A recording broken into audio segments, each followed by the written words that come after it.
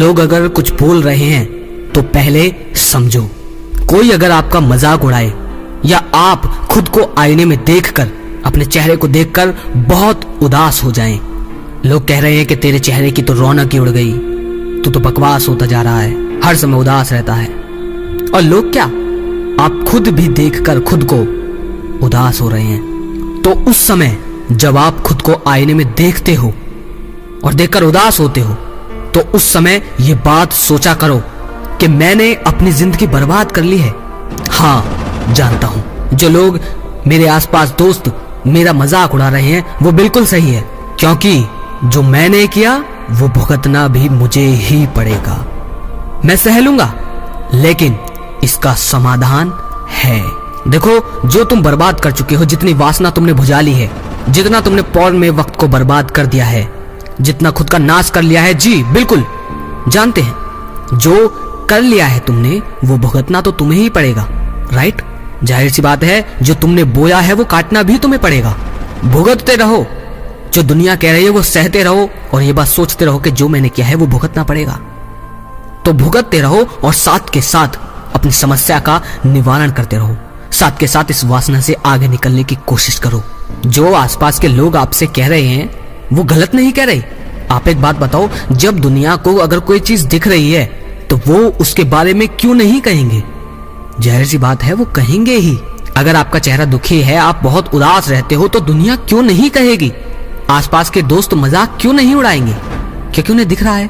हाँ, कुछ ऐसे लोग होते हैं जिनको दया होती है, जो दूसरे की भावना को समझते हैं, वो कहते हैं कि दोस्त क्या हुआ, या भाई, या कुछ भी, उसे सहानुभूति देते हैं, उसका मनोबल बढ़ाते हैं। पर सभी ऐसे नहीं मिलेंगे।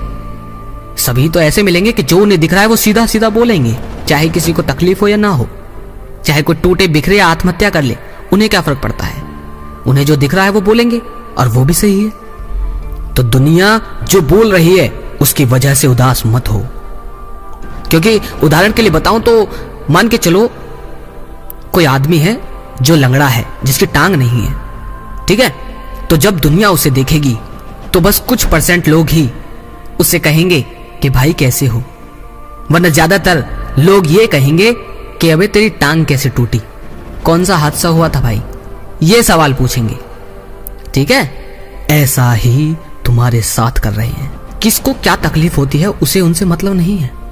जो उन्हें दिख रहा है उस पर वो सवाल कर रहे हैं, और तुमसे भी करते हैं, लेकिन इसका मतलब ये नहीं है कि तुम मेरे भाई सुसाइड तक पहुंच जाओ। नहीं, साथ के साथ इस वासना से निकलने की, इससे आगे पहुंचने की तैयारी करते रहो। जो तुमने किया उसे साथ के साथ भुगतते रहो। जो दुनिया कह रही है साथ के साथ मुस्कुराकर कहो कि हाँ, जो मैंने किया उसे मैं भुगत लूंगा, और साथ के साथ उसका निवारण करते रहो। निवारण क्या है ये सब तुम्हें पता है। निवारण ये है कि अपने जीवन के पहले लक्ष्य पर ध्यान दो।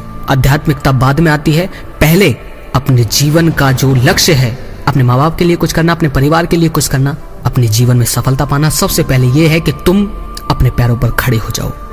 जब आप अपने जीवन के ज्यादा से ज्यादा कार्यों को लगभग पूरा कर लोगे, तब आध्यात्मिकता तुम्हें अपनानी होगी। ऐसा नहीं है कि मैं विजेता हूं, नहीं, मेरी खुद की अभी शुरुआत हुई है, लेकिन मुझे पता है कि किस वक्त पर क्या करना है। जानता हूं मेरी बातें बकवास और बोरिंग लगती हैं, लेकिन अगर किसी भी भाई को लगे कि हाँ, ये वीडियो लोगों तक जानी चाहिए और शेयर करने लायक है, तो जरूर शेयर कीजिए। अगले वीडियो में फिर मिलते हैं। जय श्री कृष्णा।